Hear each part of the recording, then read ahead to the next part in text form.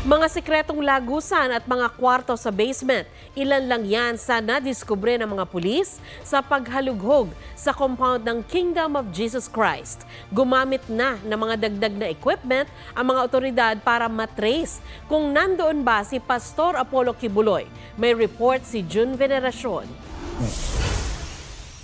Ito po, ito yung cathedral. Pagbukas mo sa rito, this is now the secret door.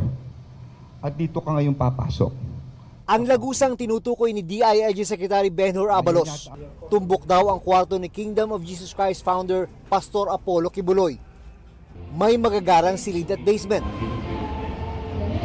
May mga kwarto ring hindi pa tapos. Kinukuha namin ang plano mismo nito sa Office ng Engineering ng City ng Davao. It's a violation, ba't hindi nakadeklara? Lahat ng intricate things na ginawa at binuo po doon, no, na pwedeng pagtaguan. Binuksan din ng pulisya ang tila bakal na nakatakip sa sahig ng cathedral. Pero imbis na entrance ng bunker, bumugad sa kanila ang masangsang na amoy.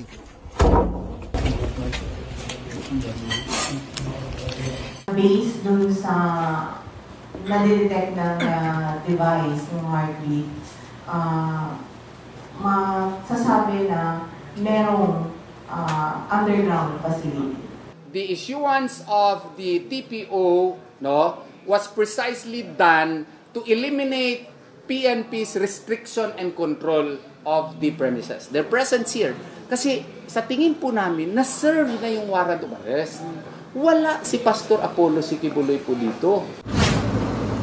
May iba pang equipment na pinasok ang PNP sa KOJC compound. Ang aparatong kadalasang ginagamit sa search and rescue operations at kayang makadetect ng vital signs, galaw at boses ng tao.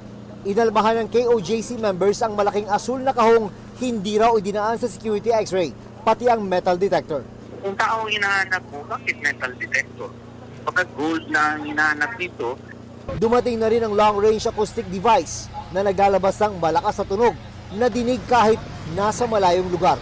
Karaniwang ginagamit ito sa crowd control. Sa isang larawan mula sa legal team ng KOJC, may pinapasok ding aakalaing pagkain pero concrete cutter pala nang idaan sa scanner. The ground commander doesn't want to reveal. No? This is part of the operational data, operational information that could jeopardize yung conduct in the serving the warrant of arrest.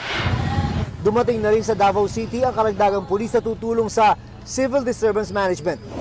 Hiniling naman ng KOJC sa Davao Engineers Office na ipatigil na ang drilling ng PNP sa compound.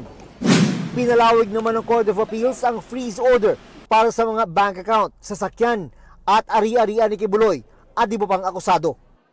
June Veneracion nagbabalita para sa GMA Integrated News.